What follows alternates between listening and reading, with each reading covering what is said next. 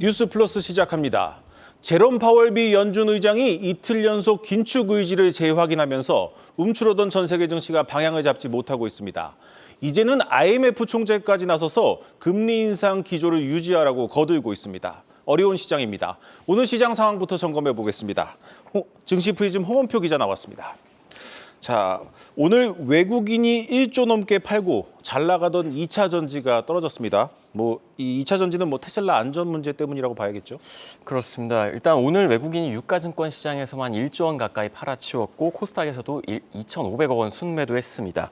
외국인의 이 같은 매도 물량은 유가증권 시장 기준으로 지난해 3월 7일 1조 2천억 원 이후에 가장 많은 양입니다. 네. 이 여파에 이 약세장에서도 연일 고공행진을 했던 2차 전지 종목들이 오늘은 크게 하락했는데요. 천보가 8.4%, 또 LNF도 6% 이상 하락했고 삼성 SDI와 LG 엔솔도 2%대 하락 마감했습니다.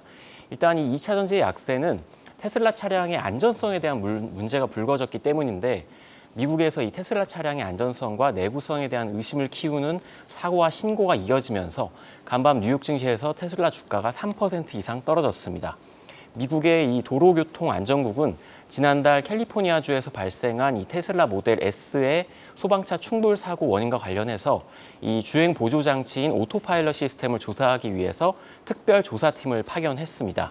또 테슬라 차량 가운데 가장 인기 있는 모델 Y의 운전대가 주행 중 빠졌다는 신고가 접수돼서 이 사안도 조사하기로 했습니다. 테슬라 악재와 함께 그동안 많이 올랐기 때문에 일부 종목은 차익 실현 매물이 나온 것으로 좀 보입니다. 네. 이 또 다른 미국발 악재의 이 가상화폐 관련주들도 떨어졌습니다. 이게 어떤 내용입니까? 네, 현지 시간 8일 암호화폐 전문은행인 미국의 실버게이트 캐피털이 청산을 선언했습니다. 네. 이 소식이 전해지면서 이 실버게이트의 주가는 시간 외에서 무려 40%나 폭락했는데요. 실버게이트는 암호화폐 전문 대형은행 두 곳 중 하나입니다.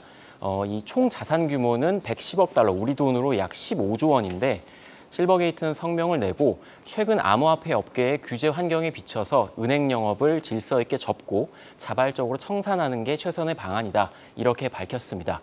이 소식이 전해지면서 비트코인이 하루 만에 2% 이상 하락하면서 22,000달러 밑으로 내려왔습니다. 국내 가상화폐 관련주도 약세를 기록했는데요. 위지트는 3.3% 정도 하락을 했고 비덴트도 3%대 하락했습니다. 그동안 이 암호화폐 친화적인 은행이었던 실버게이트가 앞으로 이와 관련된 사안을 좀 어떻게 정리할지 이게 좀 가상화폐 시장에 좀 충격적으로 영향을 미칠 수도 있다 이런 분석도 나오고 있습니다. 오늘 시장이 전반적으로 부진했는데 그래도 오른 종목이 있습니다. 우리나라가 세계 최초로 양자암호 시장을 개척한다는 소식에 이제 관련주들이 올랐습니다.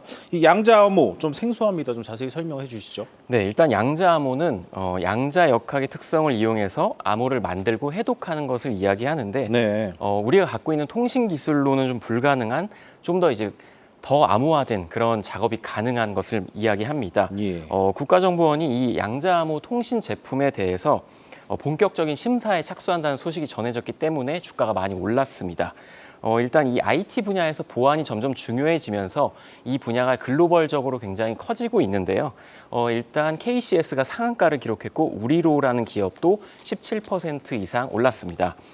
이 KCS는 기업의 정보화 시스템을 구축하는 IT 전문 기업인데 보안 솔루션을 구축하는 데 굉장한 장점이 있다고 알려져 있습니다. 그리고 우리로는 이 SK텔레콤과 또 정부 기관과 함께 이 통신망 기술 개발을 이제 완료를 했고 또 이 양자암호 통신 핵심 부품인 이 초고감도 광학 센서를 칩에 구현한 이 단일 광자 검출기를 상용화하는 데 이미 성공한 기업입니다. 예, 끝으로 이제 내일 정도 좀 살펴보겠습니다. 내일 이제 구로다 일본은행 총재의 마지막 날입니다. 그렇습니다. 내일 일본은행의 통화정책회의가 열리는데 구로다 하루이코 총재의 마지막 이제 총재 회의입니다. 다음 달부터는 우에다 가조 신임 총재가 주재할 예정인데 네. 구로다 총재는 일본의 이 초완화적인 통화 정책을 편 인물로 잘 알려져 있는데 내일 마지막 회의에서 좀 어떤 발언을 할지 좀 주목이 되고 있고요. 한편 이 우에다 신임 총재 같은 경우는 구로다 총재보다는 좀 더 매파적인 위치에 있다 이렇게 평가가 나오고 있어서 지금의 일본 통화 정책 방향을 수정할 수도 있습니다. 그리고 내일은 오후 5시에 이 넷플릭스 오리지널인 더 글로리 파트 2가 이제 공개가 됩니다. 네. 이제 전 세계적으로 인기를 끌고 있기 때문에 제작사인 스튜디오 드래곤의 주가가 반등할 수 있을지도 좀 지켜봐야겠고요.